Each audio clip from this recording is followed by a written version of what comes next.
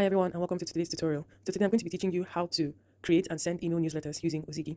So I want to create or I want to send a newsletter, in this case it's going to be a test newsletter, to subscribers about the new or recent features we just added in Ozigi. So I already have my context pre-typed. This is just release notes. If you made this was release notes from our GitHub on the features. So I'm going to paste it here in the text box. Then I'm going to come to persona because this is my favorite persona. This was not really my favorite, but it's my most used. This Ozigi founder because this is who I am and this is how I want my content to always sound. I'll come to the platform selector and I would unselect X, LinkedIn, Discord. Slack is already unselected, so it's only email newsletter. So what I'm going to do now is I'm going to click generate. Okay, no, before I do that, actually, I like giving my campaigns names. So this would be new feature newsletter, so that whenever I go to the generation history, I can easily retrieve it. I'll just simply tell it target existing customers to showcase new features. This is very optional though, but I still like to put this. I basically like to put everything. So next thing is just to generate the content.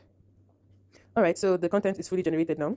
For some reasons, it's a bit of a formatting thing, but then it likes ending its email newsletters with Alex because Alex is the person that sent it. So now this newsletter is it's a draft, right? I'm not going to entirely send it out like this. What I'm going to do is I'm going to edit it. The first thing to keep in mind when editing a newsletter is to make sure that the subject is always on its own line. Now, if I was using a PC, you'd see how this differs and then how everything should be on the same line. But then whatever I want the subject to be, it should be on one line. So here our subject is the high cost of looking like everyone else. So this would be on one line. So we start the body of the newsletter from here, and then it starts reading.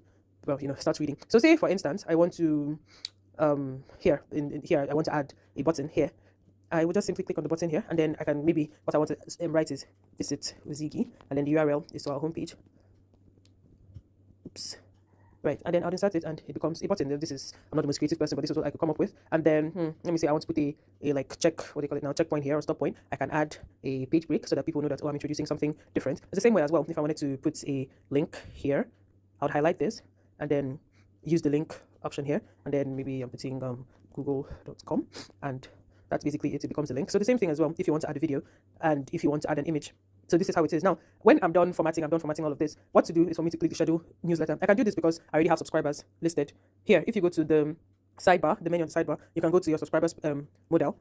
It will bring out a list of your subscribers. These are just test subscribers for this demo that I'm doing. So these are just my own personal emails. Then, but if you're a new user, you can add your own emails, one per line, or you can upload a CSV and then it will take the emails from there. So I already have this. So, and already, okay, I didn't even show you how you can actually do headings as well. So you can make content to be bold. You can make it bold. You can make headings. This is just very disjointed, but it can become a heading and all of that. I didn't really copy that well. So now let me schedule my newsletter, because nobody ever sent a newsletter out immediately. So this is 3:09 a.m. So I'm just going to set this for 3:10 so that it just happens immediately, and then I'll set it, and then I'll schedule, and then the email is scheduled. So once it's 3:10, I'm going to get the emails, and that is exactly how to schedule an email newsletter with Ozigi. Thank you.